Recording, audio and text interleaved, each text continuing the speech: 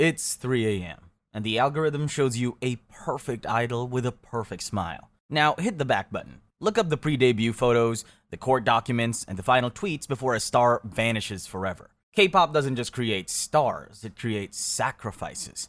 This is the disturbing K-pop iceberg. Let's begin. Tier 1. Hyunjin. Plastic surgery. Stray Kids' Hyunjin trended worldwide in 2020. Not for a song, but for a single unsettling question. What did he do to his face? The story began when pre-debut photos of Stray Kids' Hyunjin, a boy with a softer jaw and a rounder face, surfaced next to his current ones, and the comparisons were brutal. A sharper nose, a slimmer jawline, even his bone structure looked different. Fans couldn't agree. Was it surgery, weight loss, or puberty with a personal trainer? Either way, the before and after threads blew up. Then came the wisdom tooth incident. On July 27th, JYP said Hyunjin had surgery to remove one. But when he showed up, both cheeks were swollen. Weeks later, instead of puffiness, his face looked slimmer than ever. Fans started asking the obvious question. Since when does wisdom teeth removal give you a new jawline? Theories were all over. Some swore it was buccal fat removal. Others guessed filler or even a nose tweak. His fans pushed back, reminding everyone that Hyunjin himself said it was just weight loss. But the debates didn't stop. And that's really the point. In K-pop, even a basic dental surgery can turn into a conspiracy about cheekbones. Whether Hyunjin actually did anything almost doesn't matter anymore. What sticks is the idea that idol faces are rarely just natural. They're managed. T-ARA bullying scandal. In 2012, T-ARA were untouchable. With chart-topping songs everywhere, they were basically the queens of K-pop. Then, in a single week, it all fell apart. A few cryptic tweets. Just vague enough to spark curiosity. Just sharp enough to hint at drama. Members posting about differences in determination, and there's a reason for everything. Fans connected the dots, and all arrows pointed to one person, Hwayoung, the newest member who'd been sitting out a performance with an injury. Within hours, Twitter detectives were pulling up fan cams and screenshots like it was a crime scene. Every frame became evidence. Hwayoung was being bullied, ignored on stage, left behind in dance formations, and even denied help with her shoes. The story snowballed. And suddenly, T-ARA weren't idols anymore. They were villains. The fallout was insane. Concerts got canceled. Sponsors fled. Hwayoung left the group. Every headline just fueled the fire. Whether it was true or not stopped mattering. The damage was irreversible. And T-ARA's career never fully bounced back. And it didn't end there. The scandal basically set the template for others. Years later, April's Hyunjoo came forward about mistreatment. And the backlash erased that group completely too. G-Idol's Soojin denied her school bullying accusations but still got axed. Bullying scandals in K-pop led to careers getting wiped, reputations tanked, and every few years the cycle spins again with a new victim. Oli London. Some K-pop fans are crazy, but one went further. He didn't just want to meet his bias, he wanted to become him, and not in the inspirational way. So it all starts with Las Vegas, 2020. Neon lights, cheap chapels, Elvis impersonators. And in one of those chapels, a British influencer named Oli London is marrying a cardboard cutout of BTS's Jimin. Not exactly the kind of fan service BTS had in mind. That wedding was just Act 1. The following year, Oli declared himself transracial, introduced himself as a Korean woman, and even legally adopted the name Jimin. Then came another ceremony, this time with a partner, whom he promised to pay for so they could also undergo surgery to look like Jimin. Commitment, obsession, or just performance art with better lighting. By 2022, the whole saga flipped. Oli showed up on Tucker Carlson's show, renounced the surgeries, announced a Christian conversion, and pivoted into an anti-woke pundit. From superfan to cardboard groom to political prop, he reinvented himself again. And that's the throwline. It was never about looking like Jimin. It was about staying in the spotlight. TVXQ's 2009 slave contract lawsuit. You'd think being one of K-pop's most successful groups would come with a fair paycheck. You'd be wrong, because in 2009, TVXQ were at the top of the world, selling out stadiums globally. Their shocking reward? One important sedan, shared among 5 members. K-pop's hottest group reduced to a carpool. This detail perfectly summarized their situation. A devastating slave contract that bound them to SM for a cool 13 years, granting them virtually no autonomy over their insane schedules. The money was equally shocking. Out of 11 billion won a year in company revenue, each member reportedly took home a mere 200 million. Naturally, three members, Jaejong, Yuchun, and Junsu, decided to sue. The break was inevitable. The case became a public rupture in the industry's facade. The Seoul Central District Court actually sided with the idols, issuing a temporary injunction that effectively paused one of K-pop's biggest groups, and threw a harsh spotlight onto the dark, exploitative secrets of the training system. The lawsuit became a landmark ruling, the first public example of the draconian contracts that still plague the industry. It didn't just break up one of K-pop's greatest acts, it created the blueprint for every slave contract dispute that followed, empowering future generations to fight back. Yunho poisoning by a Sasaeng fan. As TVXQ's Yunho was filming a variety show in 2006, he got really thirsty. A fan nearby noticed and immediately handed him an orange juice bottle. Sweet gesture, right? Wrong. The orange juice wasn't regular juice, and what happened next didn't just traumatize Yunho, but the whole industry. Yunho accepted the drink, a normal, if tiresome part of the job, but the moment he took a sip, he realized the liquid was strangely thick. Well, that was because it wasn't juice. It was an industrial-strength super glue mixture. Yunho was immediately rushed to the hospital to have his stomach pumped to save his life. The girl responsible was caught, and she was quickly identified as a member of an anti-TVXQ club. Here's where the story takes a bizarre turn that only makes sense in K-pop. Yunho refused to press charges. He claimed she was the same age as his sister, but he later explained he felt her deep hatred was possibly hurting her, especially when he smiled and laughed on screen. Only in K-pop can an assassination attempt get brushed off like an awkward fan letter. Even though Yunho said what he said, the trauma from the incident was terrifying and permanent. For years, Yunho wouldn't touch a bottle unless a manager taste tested it first. BTS Suga's DUI case. It was 2014. BTS were scattered. Some in the military, some in solo projects, but always under a microscope. And suddenly, headlines drop. Suga caught drunk driving. Not in a car, not in a van, but on an electric scooter. His reported blood alcohol content was 0.227, nearly 3 times the legal limit. Cue chaos. The first police leaks painted him as reckless, and media outlets like JTBC even ran CCTV footage supposedly showing him swerving around. Problem is, the footage wasn't even him. Weeks later, the Korea Communications Standards Commission slapped JTBC with sanctions for broadcasting a false report. They later released the correct CCTV, backing up Suga and Hybe's original statements. But the real spark came from Hybe's press release. Instead of calling it an e-scooter, they used the term kickboard. And in Korean law, that technical wording can mean the difference between a slap on the wrist and something harsher. To fans online, it looked like corporate spin. Hybe lawyering the problem away. It blew up so badly that Suga had to post a second apology himself, a handwritten letter on Weverse. By late August, the case moved to prosecution. No arrest, no detention, just questioning. The military quickly confirmed there'd be no extra penalties, since he was off duty at the time. And by September, prosecutors issued a summary indictment. No trial, no jail time, just a fine, and case closed.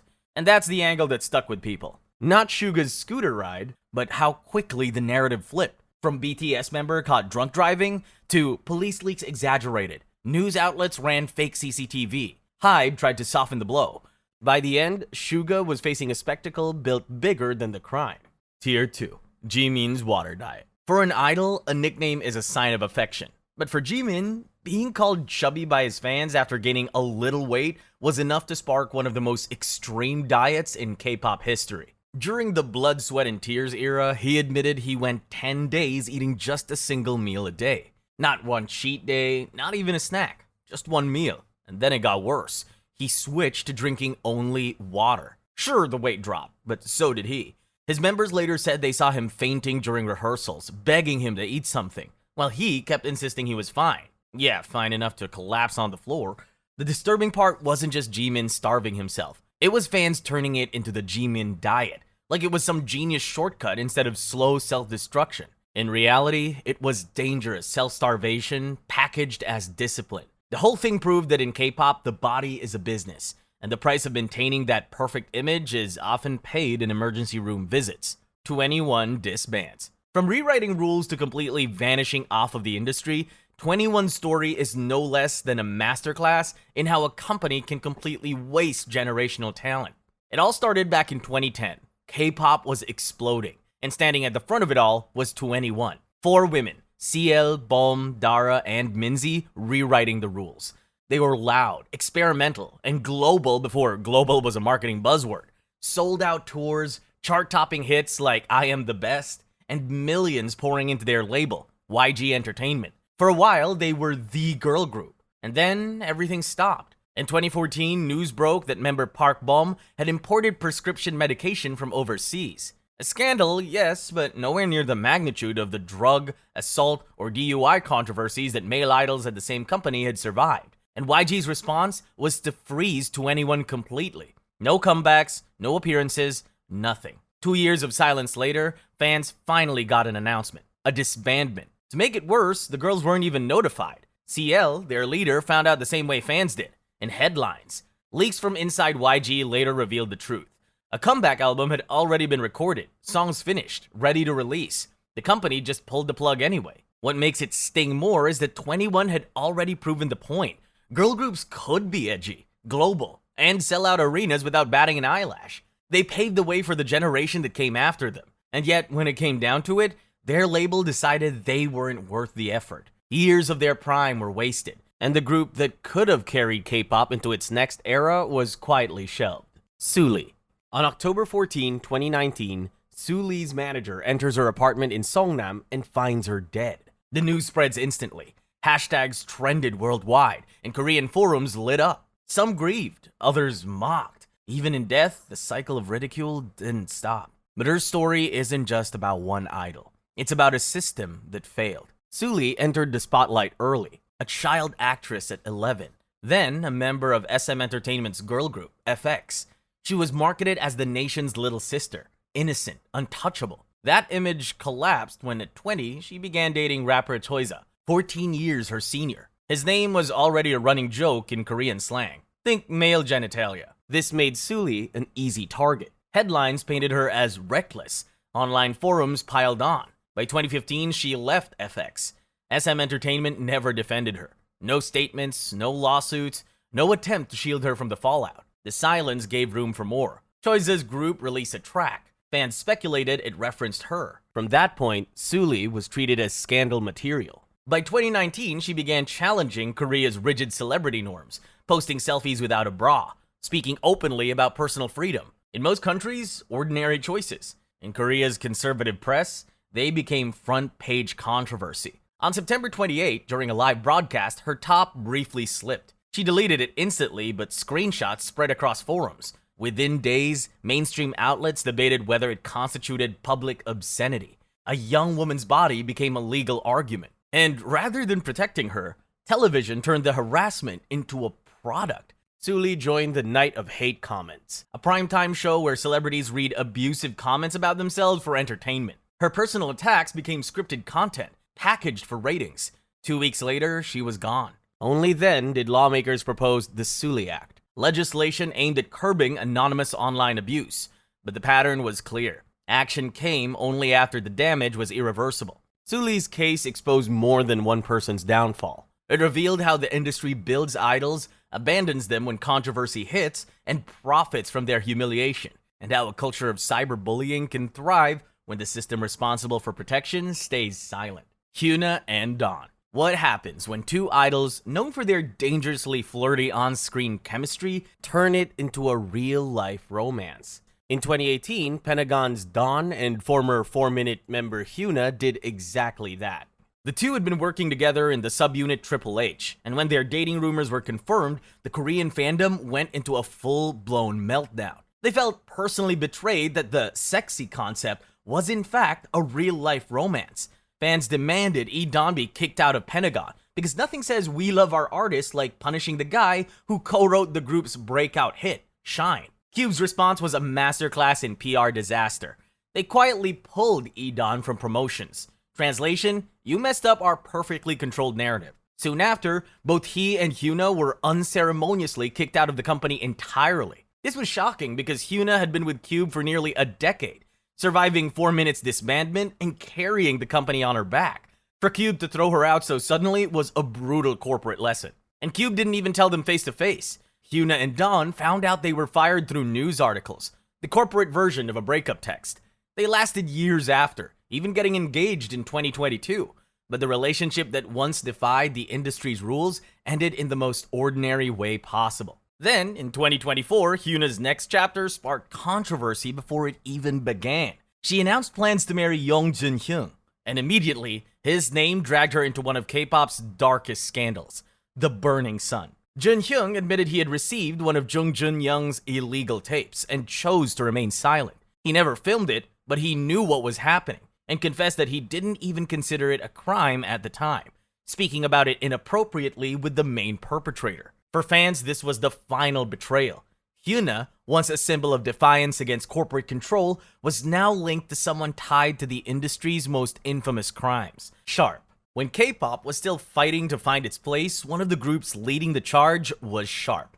Bright, bubbly, and full of playful chemistry. They were pioneers, one of the first co-ed idol groups, and for a while they looked unstoppable. On stage, they were the picture of harmony. Off stage, it was the complete opposite. At the heart of the storm were two members, Lee Ji-hye and So Ji-young. The group itself had been created by Ji-young's powerful family, and her original plan was to fill it with friends. But everything changed when Lee Ji-hye was added through auditions. She was picked for her talent, and that's exactly what sparked Ji-young's jealousy. From that point on, Ji-hye became the target. Ji-young reportedly humiliated, harassed, and even physically assaulted her during promotions.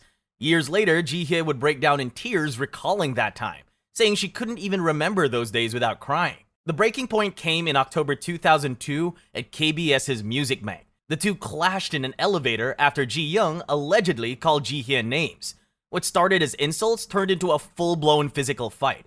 Staff had to separate them, and for a moment it looked like it might blow over. But the very next day, things escalated again. This time when Ji-young's mother allegedly confronted Ji-hye, assaulting her both verbally and physically. It was the kind of scandal you couldn't cover up. The group held a press conference where both sides tried to explain their version of events. Ji-young claimed Ji-hye had attacked her with fists, grabbing her hair and cursing her out. She even insisted the manager could back up her story. But when the manager was questioned, he flat out contradicted her, saying another witness heard Ji-young insulting Ji-hye first. Right there in front of cameras, Ji-young's credibility collapsed. She stormed out of the conference, leaving the group's image in ruins. Public opinion turned overnight. By the end of the year 2002, Sharp had no choice but to disband. Ji-hye went on to build her own career. Her solo single Love Me became such a massive hit, she literally worked herself into the hospital. When Ji-hye collapsed from overwork and landed in the hospital, Ji-young visited with white chrysanthemums, flowers traditionally used for funerals. Subtle. Even fans saw it as one last act of spite. For more than a decade, the former members stayed apart. It wasn't until 2013 that they finally reunited privately. According to Jang Suk-hyung, they sat in silence for an hour before anyone could even speak. But even that wasn't the end of the story. Years later, Ji-hye took the boldest step yet. Now a solo singer and variety star, she invited her former bully, So Ji-young, onto her YouTube channel for a face-to-face talk, in front of cameras. Ji-young gave a heartfelt apology, and in the moment that shocked everyone watching, Ji-hye accepted it. A group that once fell apart in scandal had become a story of survival, forgiveness, and scars that never really fade. Tier 3. Minjoon Trainee Debt. Imagine being 16 and told you're about to be the next idol. The CEO flashes big names, drops debut every other sentence, and you believe it. That's how Moonjin signed up for his dream. Fast forward 8 years and the only stage lights he saw were the ones in the office hallway. No debut, no training, not even a rehearsal. What he did have was a bill, 600 million won, $500,000, for nothing. How? The CEO had a system. He charged life lectures, 10-hour rants about discipline, at 1 million won an hour. Rent, electricity, company snacks, everything got stapled onto the trainees' debt tabs. Trauma wasn't just free, it was billed at Ivy League rates. The abuse wasn't just financial. Minjoon said trainees were mocked daily, starved for weight loss, pushed into plastic surgery, and even forced into nude check-ins. The contract made it worse. If you quit, you owed the full debt back instantly. It was less a contract, more a hostage note. And he wasn't the only one. A girl trainee known as G.NA went through the same thing. Her group had no real manager, wore their own clothes on stage, but still faced constant abuse. She later accused the CEO of molestation, saying he approached her to comfort her. When both spoke out online, they weren't praised as whistleblowers, they were slapped with lawsuits. The same company that billed kids for electricity now weaponized the court system to shut them up. Minjoon's story is what happens when the K-pop dream is just a business plan in disguise. Lure kids in, bleed them dry, and if they complain, sue them. Burning Sun scandal. Usually, when a celebrity's phone leaks, it's a few embarrassing selfies. But in 2019, Jung Jun-young's old phone became the black box of K-pop's biggest scandal, the Burning Sun case. It started in 2016, when singer Jun Jun-young's girlfriend accused him of secretly filming her. After she later withdrew her claim, the public, in their usual support the famous fashion, turned on her instead. Jung's career took off like nothing happened, while the journalist who broke the story, Park Hyo-sil, got buried under online harassment from Jung Jun-young's fans and death threats. Because, of course, the system protects its stars, especially the shady ones. But then karma showed up with receipts. Reporter Kang Kyoungyoon got her hands on Jung's old phone data. In reality, Jung had dropped his phone at a repair shop years earlier, and the technician who found what was inside eventually became the whistleblower. Kang Kyoungyoon got hold of that data. What she uncovered wasn't gossip, it was a crime spree. Chat logs showed Jung and other idols, including FT Island's Choi Jung-hoon, gleefully sharing videos of unconscious women and even bragging about gang abuse. They texted like they were untouchable, which made sense once you saw the hints about their friends in high places at the police station. The story blew up, arrests followed, but instead of treating the whistleblower like a hero, trolls turned their fire on her too. That's the real Burning Sun legacy, not just the crimes, but the reminder that in K-pop, celebrity networks can be untouchable, and the people who expose them pay the price. EXO, Kris, and Luhan suit. It's 2014 and EXO is at their peak. Sold out concerts, screaming fans, global tours, meet and greets. On the outside, everything looked flawless, but behind the scenes, it was anything but. Because two of the group's most popular Chinese members, Kris and Luhan, shocked the industry by filing lawsuits against SM Entertainment. Their contracts were basically life sentences, endless schedules, no say in their careers, and paychecks that barely reflected the billions their group was pulling in. Kris called his contract anti-social and illegal. Meanwhile, Luhan revealed that after years of back-to-back tours, his total earnings came out to barely $500,000. For one of the most famous idols on the planet, that's not a paycheck, it's an insult. So naturally, the breaking point came. Kris and Luhan filed lawsuits to terminate their contracts, accusing SM of ignoring their health, silencing their voices, and treating the Chinese members as second class compared to the Koreans. It was a massive scandal, and for the first time, fans saw the cracks in K-pop's shiny facade. It should have been a wake-up call. But here's the fun part. Nothing changed.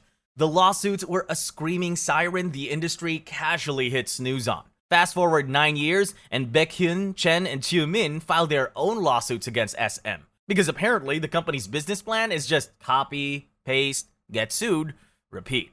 Tier 4. SM cloned idols. One late night, a Reddit thread popped up, and it immediately went viral. What it showed was a simple side-by-side of Minho from SHINee and Lucas NCT Super M. The resemblance was uncanny. Fans were shocked at just how similar they looked. The post was captioned with 2 words, corporate copy-paste. But this wasn't the first time fans had noticed something like this. In fact, it opened a rabbit hole people had been exploring for years. The comparisons kept piling up. Jaejong from TVXQ and JYJ lined up next to NCT's Taeil and even Sungchan at times. SHINee's Taemin was stacked against NCT's Jungwoo. And the list doesn't stop there. Taeyeon from Girls' Generation has been compared to both Irene from Red Velvet and aespa's Winter, while Karina and Winter themselves are often called carbon copies. It wasn't just faces either. Observers swore the so-called clones shared the same aura, the same styling notes, even the same choreography quirks. Like, SM had a template saved in Photoshop called Idol Number 4. Over time, the theory turned into a fandom conspiracy. That SM doesn't just debut stars, it recycles them. And the punchline became inevitable. If the company ever runs low on idols, there's a simple fix. Make more Suhos. GLAM Bighit. HYBE wasn't always the house that BTS built. Before world tours and Billboard records, their plan for domination started with a girl group. The name was GLAM. But instead of topping charts, they became infamous for stalking and blackmail. So GLAM debuted in 2012 with an edgy concept, even performing with BTS as their backup dancers before the boys were famous. For a moment, it seemed like HYBE might have found its first breakthrough, but the chaos started almost immediately. 6 months into their career, member Trainee was exposed as a Sasaeng fan, accused of stalking Super Junior's Lituk. In K-pop, Sasaengs are the ultimate taboo, obsessive fans who cross the line into harassment and invasion of privacy. To have one inside an idol group was unthinkable. The backlash was brutal. Trainee was quietly kicked out under the label's classic personal reasons excuse, but the damage was done. Fans couldn't unsee the headlines. GLAM had a Sasaeng in their own lineup. That alone might have sunk their momentum, but what came next made Trinity's scandal look tame. In 2014, member Dahi and a friend launched a blackmail scheme against one of Korea's biggest actors, Lee Byung-hun. They tried to blackmail actor Lee Byung-hun for 5 billion won, straight out of a bad K-drama plot. Except the script was real and the ending was not so happy. The attempt backfired instantly. Lee Byung-hun went to the police. Dahi was arrested, and the scandal exploded across the media. Overnight, GLAM weren't rising idols anymore. They were national tabloid villains. By the time Dahi was sentenced to prison, the group was finished. 2 scandals in 2 years, each one worse than the last. Trinity's Sasaeng controversy cracked the foundation, and Dahi's blackmail scheme completely demolished what was left. GLAM officially disbanded in 2015, less than 3 years after their debut, and in a twist of fate, their downfall cleared the runway for HYBE's next project, the one that actually changed history, BTS. TVXQ rotation rumors. Back in the days, TVXQ was blazing across Korea, but just a few months into their career, fans are already whispering, is one of the members about to be replaced? A single word in their album booklet had turned into a conspiracy theory, and soon the group found themselves fighting rumors of clones, secret heirs, and a mystery trainee named Seryun Sejun. It started with TVXQ's debut album, Triangle. The storybook inside casually mentioned solo projects for the members. Normal enough, except fans read it as proof that SM Entertainment was testing out a rotation system, swapping members in and out like spare parts. And then came the name, Sejun. Depending on who you asked, he was Chinese, the son of Lee Soo-man, or even a body double for Jaejong. The wilder theories claimed he was a clone or that Jaejong had secretly fallen into a coma. Things really spiraled on November 21, 2004. During a live Inkigayo performance of I Believe, Yuchun broke down in tears. Fans instantly decided it was evidence. To them, this was the rotation scandal playing out in real time. The frenzy got so bad, TVXQ had to hold a press conference. Yuchun explained he cried over fan signs begging the group to stay as 5, not because of some secret rotation plan. As for Sejun, the supposed photos floating around turned out to be misidentified. In some cases, even pictures of Super Junior's Choi Si-won. In the end, no one was rotated. Sejun didn't exist, and TVXQ's lineup stayed intact. But the so-called rotation scandal became K-pop legend anyway. Proof that a typo, a tear, and a rumor are all it takes to turn fandoms into full-blown chaos. Ravi of VIXX. In South Korea, mandatory military service is a great equalizer. A non-negotiable rite of passage that even K-pop's biggest stars can't dodge. Unless, of course, you're Ravi of VIXX, who reportedly decided the only way to beat the system was try and buy his way out of it. Ravi, a rapper, producer, and founder of his own label, Groovell 1N, reportedly did not want his high-flying career slowed down by active duty. Instead, he sought a softer option, public service. But in December 2022, authorities uncovered evidence that he had reached out to a military service broker known for cooking up fake medical documents. This particular brand of service evasion, which often involved a convenient last-minute epilepsy diagnosis, was reportedly sold for tens of millions of won. When the investigation began, the smoking gun was found on the broker's phone, Ravi's health records connecting him directly to the scheme. The news exploded, not just because a celebrity was involved, but because Ravi's case hinted at a larger, sophisticated, underground network catering to wealthy athletes and stars looking to sidestep their national duty. By April 2023, the legal fallout had caught up to him. Ravi apologized, framing his actions as a desperate attempt to avoid further complications with his military duties after COVID-19 had delayed his schedule. He immediately left VIXX, and in August 2023 was convicted of violating the Military Service Act and sentenced to a year of probation. The attempted finesse failed, costing him his spot in his group and staining his reputation. The law, it turned out, didn't care about his schedule. It only cared that he tried to cheat. Yeah, that happened. Tier 5. Moaning sounds in Jimin's VLive. It was just another chill night in 2021 when Taeil hopped on VLive, until it turned into the K-pop version of a found footage horror film. About 14 minutes in, fans swore they heard a woman moan hajima, meaning don't, followed by a random male voice. Because nothing says relaxing livestream like background noises straight out of a scandal generator. To make it worse, Taeyoung's face did the thing every guilty person's face does in dramas. Sudden side-eye, frozen smile, then panic mode. Then came another whisper, stop it. And that's when Taeyoung panicked and rage quit the livestream with the weakest excuse ever. Forgot my room key. Naturally, the theories flew. Some fans decided he'd walked in on Jimin's very private side quest, while others said it was just sketchy hotel background noise. Because, you know, Osaka hotels are apparently haunted by ghosts with terrible timing. In the end, there was no proof of anything, but it did confirm one eternal truth. In K-pop, it doesn't matter if it's a whisper, a cough, or a hotel ghost. Fans will turn a 2-second audio glitch into a full-blown FBI investigation. Kyoungyoon. When Netflix drops a cult documentary, you usually expect pastors, brainwashing, and maybe some shady bank accounts. What you don't expect is for it to collide headfirst with K-pop idols. But in 2023, that's exactly what happened, when, in the name of God, a holy betrayal exposed the JMS cult. Suddenly, DKZ's Kyoungyoon was dragged into the spotlight. The scandal centered on his family's cafe, which was allegedly a JMS cult front. His company swore up and down that the family had no clue, because, you know, cult recruitment brochures never exactly say, now serving iced lattes and eternal damnation. Kyoungyoon eventually admitted he'd been in the JMS singing club, basically choir practice but with extra brainwashing. He said the Netflix doc opened his eyes, so he cut all ties. Fair enough, but netizens weren't buying it. The backlash was intense.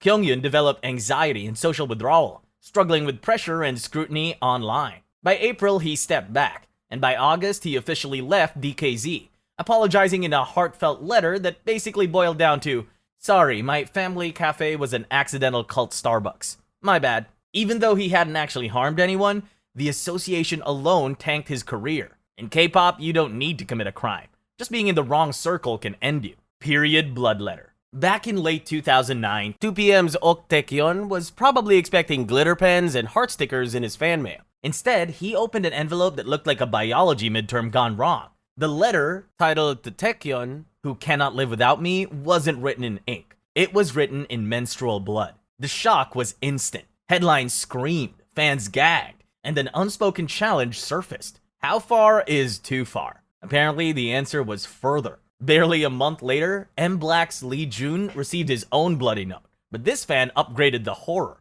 She included a photo of her self-inflicted wrist cuts, begging him not to forget her. The message was clear. Extreme devotion equals instant attention. Soon, Super Junior members reported similar gifts. It wasn't one fan losing it. It was proof the K-pop system had accidentally created a feedback loop where the more disturbing your stunt, the more viral your devotion became. Love letters turned into horror props, and idols learned that sometimes fan engagement means wishing your mailman carried holy water. Ailee's underage naked pic scandal. In 2013, the internet lit up with a shocking leak. Nude photos of rising K-pop star Ailee. Fans, media, and netizens were stunned. But the story behind how those photos existed was even worse. It all started way back when Ailee was in college in the US. She was approached by a company claiming to offer modeling work. Their pitch was simple. Send your full nudes first, then we'll decide if you fit the job. It was a scam, plain and simple. Ailee reported the company to the police once she realized, but by then, the images had already entered a dangerous chain. By 2013, those same photos surfaced online, not from the scammers, but reportedly via her ex-boyfriend, to whom she had sent them for advice. He worked for a K-pop gossip site, turning a personal betrayal into a public scandal almost instantly. Media coverage exploded, while her team had to stress that she was the victim of fraud. And then YMC Entertainment released a statement, clarifying how the photos were obtained and confirmed that legal action would be pursued. The fact that Ailee's ex worked at the company behind the site that first posted the images only made the case stronger, showing that in K-pop, the real scandal isn't just leaked content. It's the insiders and systems that enable it.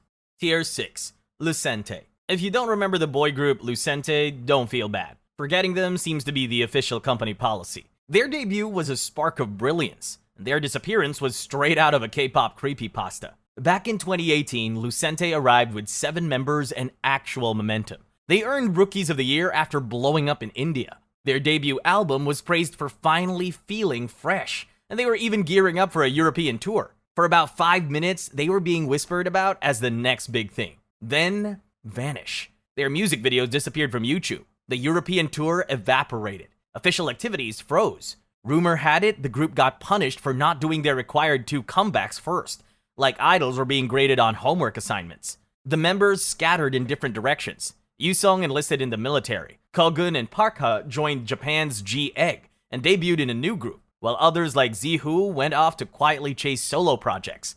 Oddly, the agency left behind teasers and behind-the-scenes clips, like breadcrumbs for fans, while the real music vanished. Fans speculate. Did the agency fumble promotions, restructure distributors, or just decide LUCENTE didn't exist anymore? Whatever it was, the group hasn't officially disbanded. Yet with no comebacks and most members doing their own thing, LUCENTE has become one of K-pop's most tantalizing what-could-have-been mysteries. Taeil's SA scandal. For years, Moon Taeil was known as the dependable voice of NCT 127. The main vocalist, the steady one. The guy's fans trusted to hit the high notes while the group sold the ultimate K-pop fantasy. But in August 2024, that image collapsed. Taeil, along with 2 other men, was accused of sexually assaulting a heavily intoxicated Chinese tourist they had met at a bar in Itaewon. The woman was taken to an acquaintance's home, and when the case went public, all 3 men eventually pleaded guilty under Korea's law that classifies assault when the victim is unconscious and multiple perpetrators are involved.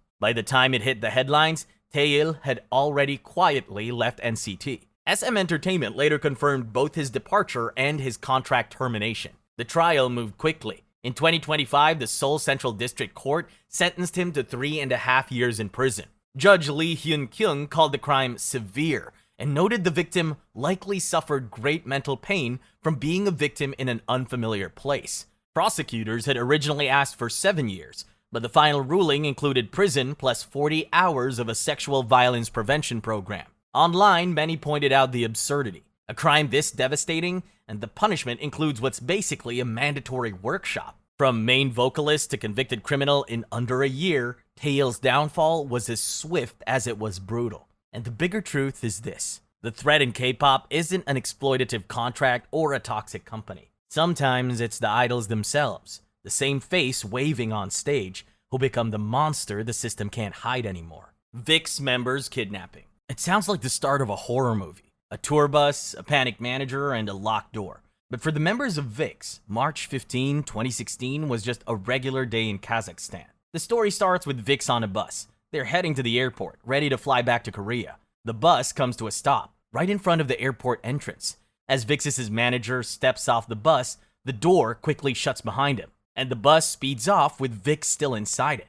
VIXX, who are pretty terrified at first, are told by the bus driver not to worry. The driver explained that there was some trouble with the airport's entrance, so he'd take the boys to an airport lounge instead. Trusting him, some of the members even started dozing off, unaware that their manager was still chasing the bus, screaming at the driver to stop. At the lounge, tension didn't ease.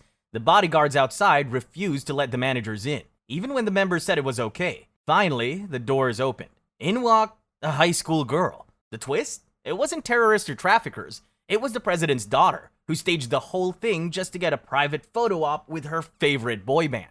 G.NA's prostitution scandal. G.NA had the perfect K-pop career. A top-tier solo artist under Cube Entertainment with packed concerts and adoring fans. Then, in 2015, a single headline did what years of competition couldn't. It destroyed her. Rumors exploded across the media. G.NA had allegedly received up to $25,000 from a Korean-American businessman in exchange for sex. G.NA immediately denied the accusation, claiming she was a victim who had been set up by a trusted high-end broker. It was a polite, professional way of saying she'd picked the worst possible person to trust with her schedule. But the courts weren't buying the victim narrative. The official finding was that she had indeed engaged in prostitution, a crime in South Korea. She was hit with a substantial fine, a legal slap on the wrist that should have been the end of it. However, in K-pop, the court of public opinion is worse than any fine. Her shows dropped, endorsements vanished, and the public who once idolized her treated her like she'd done the unthinkable. Overnight, the star became radioactive. Faced with the relentless backlash, G.NA quietly left South Korea and retreated to Canada. For nearly a decade, she completely disappeared. No comebacks, no reinventions, just silence, before finally resurfacing in September 2025. Tier 7. SM Trainee Double Suicide. What if the price of perfection in K-pop wasn't just physical pain or slave wages, but the ultimate sacrifice? This isn't a fan theory. It's a chilling, enduring rumor that began in 2010 inside the K-pop industry's most notorious machine. The story is about two brothers, two aspiring idols, who allegedly perished under the brutal weight of the SM Entertainment trainee system. This tragedy was immediately erased, leaving behind only archived evidence and a single haunting thank you note from a surviving star. The brothers were Julian and Jae Long, Chinese-Canadian brothers reportedly scouted from the highly competitive Toronto auditions in 2006. Julian, the elder, has the most concrete proof of his life inside the system. A 2007 forum post confirmed he was training, and he formed a close, specific bond with fellow foreign trainees Henry Lau and Amber Liu of VIXX. For outsiders, this detail means little, but for insiders, it confirms his tenure was real and demanding. The most compelling and unsettling circumstantial evidence involves Amber Liu. In mid-2010, she took a sudden, unexplained 6-month hiatus, initially chalked up to a severe ankle injury. When she returned and VIXX released the album Pinocchio, her thank you note contained a devastating message. To Julian, I wish you were here to see this. Thanks for everything. Miss you so much. Years later, she further acknowledged in a song dedication that a friend named Jay ended their own life when she was 18, the exact time the brothers allegedly perished.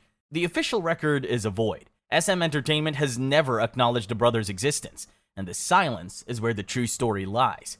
The company has allegedly worked overtime to bury the narrative, systematically deleting and de-indexing years-old blogs and forum posts from Google, leaving only scattered archive proof. Why the obsessive erasure? The obvious answer is that SM cannot afford to be associated with the manner of death of two aspiring idols, especially if they passed away while subject to the company's brutal, isolating regimen. Whether the loss of life was a direct result of the system or private despair is unknown, but the reason this rumor survives and persists is simple. In an industry where children are isolated, sleep-deprived, and treated as disposable commodities, the idea that someone broke and didn't survive fits the machinery perfectly. The silence of the corporation says everything about the price of K-pop's perfection. Selja, the K-pop killer. Every fandom has its boogeyman, and for K-pop, it was Selja, the so-called K-pop killer. The name alone sent shivers through fans and idols alike. From Yunho's allegedly poisoned juice to letters written in blood,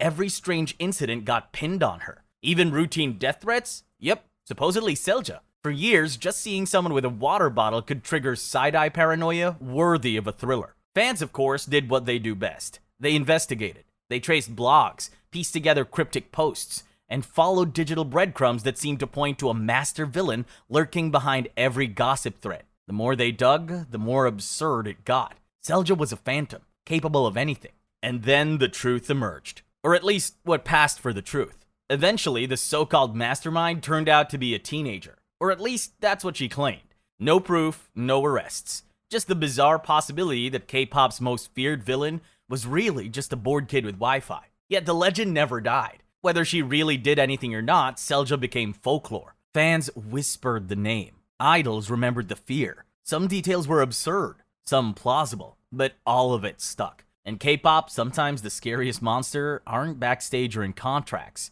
They're the ones lurking online, somewhere between rumor and reality. Death of Kim Sung Jae. Kim Sung Jae's solo debut in November 1995 was electric.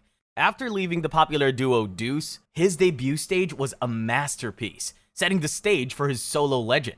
But the very next morning, the fairy tale shattered when headlines splashed Kim Sung Jae was dead in his Seoul hotel room. The death immediately became suspicious. His body showed suspicious needle marks, and the autopsy revealed a bizarre detail. His system contained a potent veterinary tranquilizer, zolazepam. The toxicology report was clear. A lethal dose of the animal anesthetic had been injected into his arm. Suspicion immediately fell on his longtime girlfriend, Miss Kim. The prosecution argued she administered the injection in a jealous rage.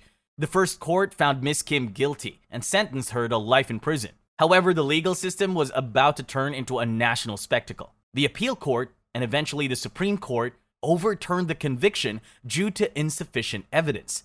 The prosecution couldn't definitively prove she possessed a specific drug, or was the only person who could have administered it. The case left the entire country reeling. Motive? Means? Officially, none of it added up, and no one else was ever charged. What should have been the launch of a solo legend became one of K-pop's most infamous and enduring mysteries.